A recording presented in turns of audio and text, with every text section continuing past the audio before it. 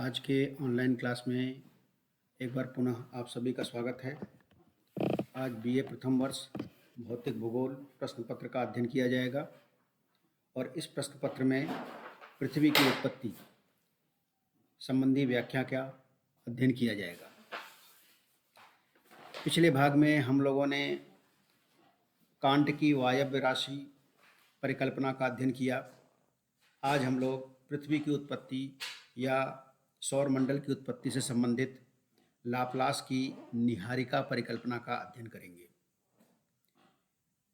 Laplace, पूरा नाम marquis D Laplace, ने 1796 में अपनी निहारिका परिकल्पना पृथ्वी की उत्पत्ति से संबंधित दी थी। फ्रांसीसी गणितज्ञ लाप्लास ने अपनी पुस्तक में explosion of the world system में निहारिका सिद्धांत के माध्यम से पृथ्वी की उत्पत्ति का विवरण दिया था। यह सिद्धांत तार्किक विश्लेषण के कारण आगे अनेक वर्षों तक प्रभावी रहा। उनके विचार कांट महोदय से, इमैनुअल कांट से बहुत हद तक समानता रखते थे, किंतु संभावना यही है कि उसे कांट के प्रकाशन की कोई जानकारी नहीं थी। तात्पर्य यह है कि लाप्लास महोदय को कांट द्वारा प्रस्तुत संकल्पना की कोई जानकारी नहीं थी। उसके बावजूद भी उन्होंने 1796 में explosion of the world system में पृथ्वी की उत्पत्ति के संबंध में अपनी निहारिका परिकल्पना प्रदान दी थी। लाप्लास महोदय गणितज्ञ थे, वैज्ञानिक नहीं थे, खगोल विज्ञान उनका विषय नहीं था। उसके बावजूद भी उन्होंने अपनी यह संकल्पना पृथ्वी की उत्पत्ति की प्रदान की थी। लाप्लास ने एक अनुमान के साथ अपनी परिकल्पना आरंभ की थी कि घूर्णन करती हुई निहारिका, जिससे सौर परिवार की उत्पत्ति हुई, पहले से ही मौजूद थी। निहारिका पहले से ही मौजूद थी। देखिए यहाँ पे ये है, कांट से थोड़ा सा अलग है। यह कांट महोदय ने ऐसा नहीं कहा था। कांट महोदय ने कहा था कि न्यूटन के गुरुत्वाकर्षण सिद्धांत के आधार पर उन्होंने प्रस्तुत किया था कि सभी कण जो आद्य कण थे आपस में आकर्षण शक्ति से मिल गए और मिलने से उनमें ग्रीष्मता आई, उष्णता बढ़ी और गति बढ़ गया। इन्होंने पहले से ही मानकर चला। जो कांट महोदय की आलोचना सबसे अधिक हुई थी जिस बिंदु को लेकर, उस बिंदु को उन्होंने पहले से ही मान लिया कि यहाँ पर एक निहारिका घूर्णन कर रही थी और उसी से सौर मंडल की उत्पत्ति हुई, सौर परिवार की उत्पत्ति हुई, जिसमें पृथ्वी एवं अन्य ग्रह भी शामिल थे। इनके सिद्धांत के कुछ तथ्य इस प्रकार हैं। पहला, इन्होंने जो तथ्य दिया उस निहारिका के संदर्भ में या पृथ्वी की उत्पत्ति के संदर्भ में, कि अंतरिक्ष में एक उष्ण घूर्णन करती हुई निहारिका मौजूद थी, पहले से ही मौजूद थी। यह निहारिका ठंडी होकर सिकुड़ती गई, जिससे इसकी घूर्णन गति और बढ़ती गई। आयतन कम होने से इसकी घूर्णन गति बढ़ती गई। ठंडी तथा संकुचित होती हुई निहारिका में गति बढ़ने से इसके विषुवतरेखीय क्षेत्र के बाहरी भाग में केंद्रोपसारी शक्ति, सेंट्रीफ्यूगल फोर्स में वृद्धि हुई तथा यह मुख्य पिंड से शनि के वर्तमान वलय की भांति एक चपटी बिंब, फ्लैट डिस्क के रूप में पृथक हो गई। देखिए, थोड़ा सा यह है कांट द्वारा प्रस्तुत जो सिद्धांत है, या इन्होंने जो कांट महोदय ने जो माना था, लगभग उससे ही मिलता जुलता यह है कि इन्होंने यह माना, थोड़ा सा विभेद है दोनों में। कांट ने माना जैसे ही आद्य पिंड आपस में मिल गए, उनमें गति आई, गति से उनकी लगातार घूमने से उनके मध्यवर्ती भाग में, विषुवतरेखी भाग में एक उभार हुआ, उभार से 9 छल्ले अलग हो गए। इन्होंने यह माना कि वह निहारिका ठंडी होकर सिकुड़ती गई और इससे गति बढ़ती गई, और गति बढ़ने से विषुवतरेखी क्षेत्र के बाहरी भाग में केंद्रोपसारित शक्ति में वृद्धि हुई तथा यह मुख्य पिंड से शनि के वर्तमान वलय की भांति चपटी बिंब के रूप में पृथक हो गया। यह वलय बाद में एक ग्रह के रूप में एकत्रित हुआ। घूर्णन करती हुई निहारिका पुनः शीतल हो गई, जिससे इसमें संकुचन हुआ तथा परिभ्रमण की गति फिर बढ़ गई। इस प्रकार पुनः केंद्रोपसारित शक्ति बढ़ गई, जिससे विषुवतरेखी बाह्य किनारे के गुरुत्व पर हावी हो गए। इस किनारे से ने पृथक होकर अन्य ग्रह का निर्माण किया। इस प्रक्रिया के जारी रहने से विभिन्न ग्रहों की उत्पत्ति हुई। इसे हम लोग अब एक चित्र के माध्यम से देखेंगे। आप चित्र के माध्यम से देख सकते हैं कि पहले निहारिका थोड़ी बड़ी थी और ये धीमे धीमे घूम रही थी, और जैसे जैसे ये ठंडी होती गई, सिकुड़ती गई, और सिकुड़ने से इनमें गति में वृद्धि होता गया। आप देख सकते हैं, दिखाने की कोशिश किया गया है यहाँ पे। और फिर पुनः इनकी गति लगातार बढ़ती गई और ये निहारिका छोटी होती गई, लगातार गति बढ़ती गई। और इस लगातार गति बढ़ने से अंत में एक ऐसी स्थिति आई कि इससे छल्ले अलग होते गए, छल्ले अलग होते गए। एक जो प्रक्रिया शुरू हुई उससे एक छल्ले दिखाए गए हैं आपको। उस छल्ले से तात्पर्य यह है कि यहाँ पर एक प्रकार की एक छल्ला हुआ, ऐसे ही छल्ले बढ़ते गए, फिर 2 हुए, फिर 4 हुए, फिर 8 हुए और 9 हुए, और इस प्रकार से ये प्रक्रम चलता रहा, जिससे 9 छल्ले या 9 ग्रह का निर्माण हुआ, और जो उस समय तक ज्ञात ग्रह थे इनके सिद्धांत के अनुसार निर्मित हो गए। अब देखिए, इन्होंने जो दूसरा पॉइंट लिया है वो क्या है? विभिन्न ग्रहों पर उपरोक्त प्रक्रिया की आवृत्ति होने पर अनेक उपग्रहों की पूर्ति हुई, अनेक उपग्रहों का निर्माण हुआ। इन्होंने ग्रहों के निर्माण के साथ साथ उपग्रहों के निर्माण की व्याख्या की। जैसे निहारिका के ठंडे होने से गति में वृद्धि हुई, गति में वृद्धि होने से विषुवतरेखी भाग में उभार हुआ, केंद्रोपसारित बल से एक कुछ भाग निकल गया, वलय निकल गया, वलय निकलने से ग्रह बने, ऐसे ऐसे करके 9 ग्रह बने। वैसे ही इन ग्रहों के लगातार ठंडे होने से इनकी गति बढ़ती गई, क्योंकि आयतन में कमी आ गई, और गति बढ़ने से मध्यवर्ती भाग में उभार आया, और वहाँ से उतने ही उपग्रह निकले जितने उस ग्रह के उपग्रह होते हैं, पहले से मान लिया। और फिर ग्रहों में घूर्णन तथा परिक्रमण हुआ तथा वे मोटे तौर पर उसी तल में स्थित हो गए। निसंदेह कुछ उपग्रहों की गति अधिकांश ग्रहों तथा उपग्रहों से भिन्न थी, जो कि परिकल्पना के विरुद्ध था। मूलतः गैसीय तथा बाद में तरल पदार्थ से ठोस पृथ्वी की उत्पत्ति पृथ्वी के ऊपरी ठोस भूपटल तथा तरल पिघले हुए आंतरिक भाग से प्रमाणित होती है।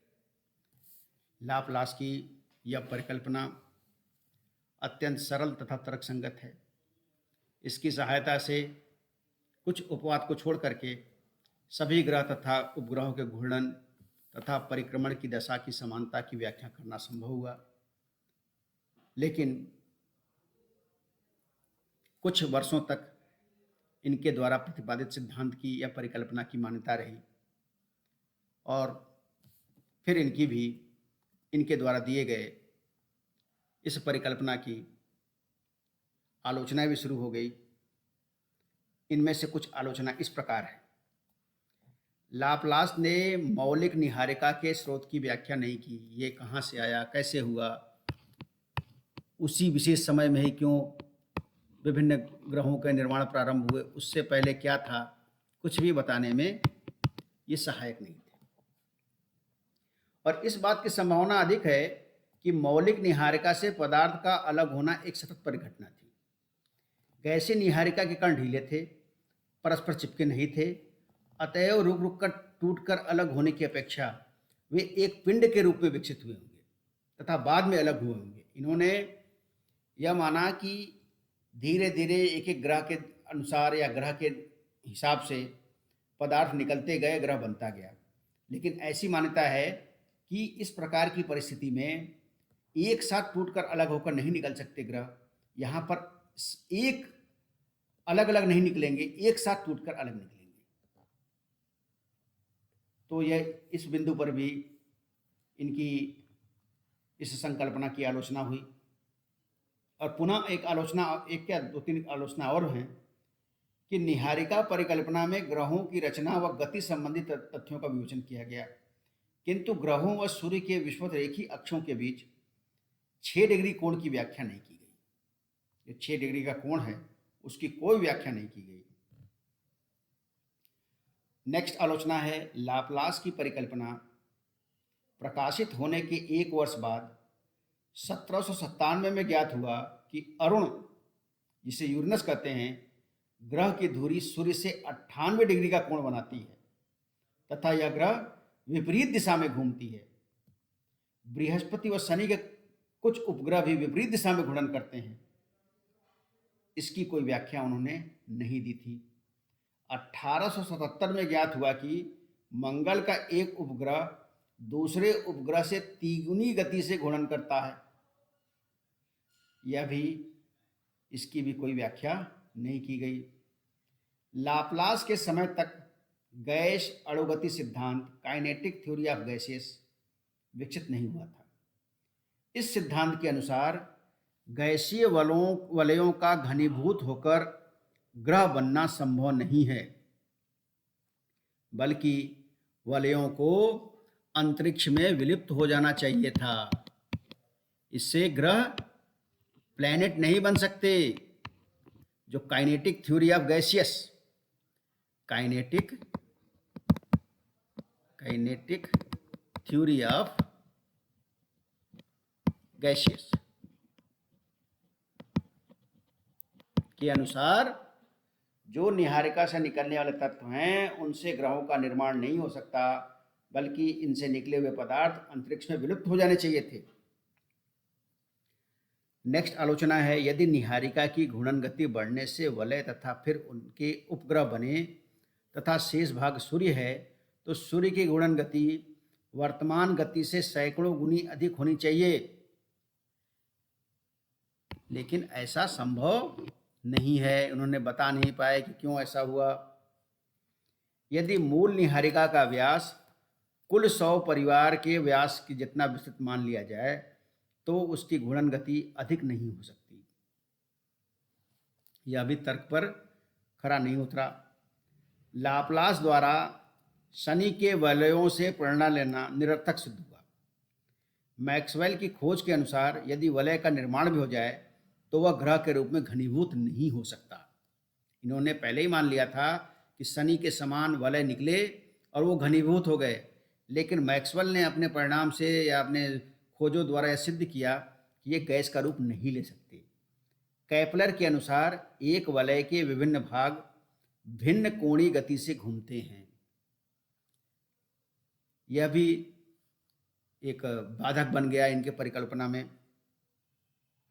स्मार्ट महोदय का मत है कि शनि के वलय का निर्माण किसी बड़े उपग्रह के टूटने से हुआ, जब वह गुरुत्वाकर्षण के कारण शनि के अधिक निकट आ गया था। और भी इनकी आलोचनाएं हुई। निहारिका का व्यास यदि सौर परिवार के सबसे बाहरी ग्रह पथ तक मान लिया जाए तो वह 965 करोड़ किलोमीटर बैठता है। यह असंभव है। नेक्स्ट आलोचना है, लाप्लास की परिकल्पना के अनुसार यदि सूर्य का कोणीय संवेग कुल सौर परिवार के कोणीय संवेग को बराबर होना चाहिए। कोणीय संवेग द्रव्यमान और गति से संबंधित होता है। सूर्य का द्रव्यमान कुल सौर परिवार के द्रव्यमान का 99.87 है, जबकि इसका कोणीय संवेग 2% से भी कम है।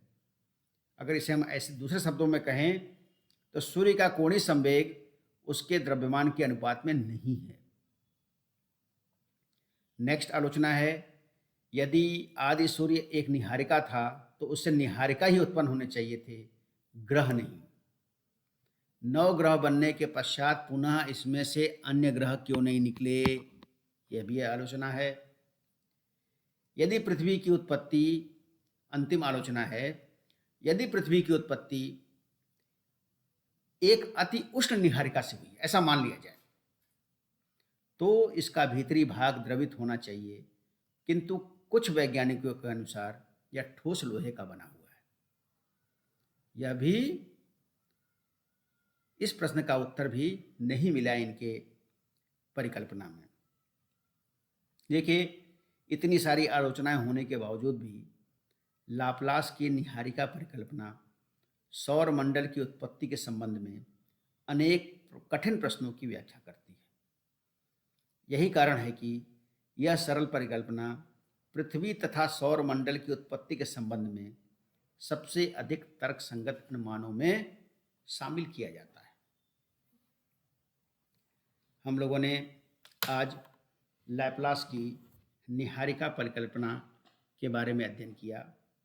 यद्यपि यह पूर्ण रूप से आलोचनाओं की कसौटी पर खरा नहीं उतरा, फिर भी इसकी बहुत मान्यता है। ये बात अलग है कि कई जगह विरोधाभास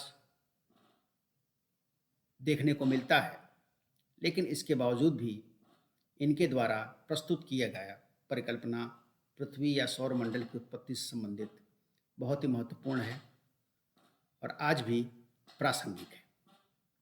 आप लोगों ने बहुत ही ध्यान से इस अध्याय को सुना। आप सभी का धन्यवाद। शेष अगले भाग में